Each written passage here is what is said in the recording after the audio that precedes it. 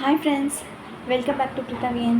இன்றைக்கி நம்ம இந்த கொத்தவரைக்காவை தான் பொரியல் பண்ண போகிறோம். பாருங்கள், இது மாதிரி சின்ன சின்னதாக கட் பண்ணிடுங்க. இன்னும் உங்களுக்கு டைம் இருந்துச்சுன்னா இன்னுமே சின்னதாக கட் பண்ணிங்கன்னா செம்ம சூப்பராக இருக்கும்.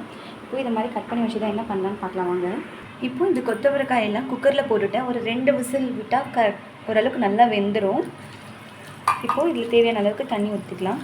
இல்லை எனக்கு கடாயிலே பண்ணிக்கணுன்னா கொஞ்சம் டைம் எடுக்கும். ஏன்னா இதில் கொஞ்சம் ஹார்டாக இருக்கும். அதனால் கொஞ்சம் டைம் எடுக்கிறதுனால நம்ம குக்கரில் விட்டு ஒரு 2 விசில் விட்டுட்டு சீக்கிரமாக பொரியல் ரெடி பண்ணிடலாம். அவசரமாக வேலைக்கு போகிறவங்க, ஆஃபீஸில் போகிறவங்க, ஹெல்த்தியாக சாப்பிடணுன்னா டைம் இருக்காது இது மாதிரி வேக வச்சு சாப்பிட்றதுக்கு. ஸோ இது மாதிரி குக்கரில் போட்டுக்கிட்டிங்கன்னா 2 விசில் ரொம்ப குலையாது, ரொம்பவும் வேகாமல் இருக்காது.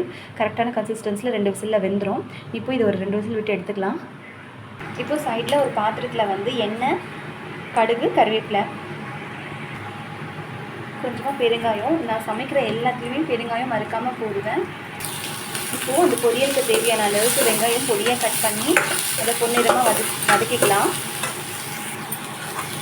வெங்காயம் வதக்கிச்சு நல்லாவே தக்காளியும் சேர்த்து வதக்கிக்கலாம். இப்போ பொரியலுக்கு தேவையான அளவுக்கு உப்பு போட்டுட்டேன். இப்போ காரம் போட்டுடலாம்.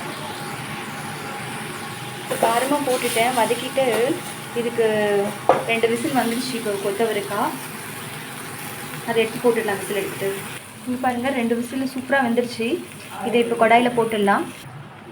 இப்போ பாருங்கள், இதை நல்லா மிக்ஸ் பண்ணிவிட்டு இதில் இருக்கிற தண்ணி மட்டும் ட்ரையாக ஆகிற வரைக்கும் விட்டிங்கன்னா சூப்பராக நம்மளுக்கு கொத்தவரைக்காய் பொரியல் ரெடி ஆகிடும். தண்ணி ட்ரை ஆனால் தான் நம்மளுக்கு பொரியல் அந்த மசாலா இறங்கும். ஸோ ட்ரை ஆகிற வரைக்கும் வெயிட் பண்ணலாம்.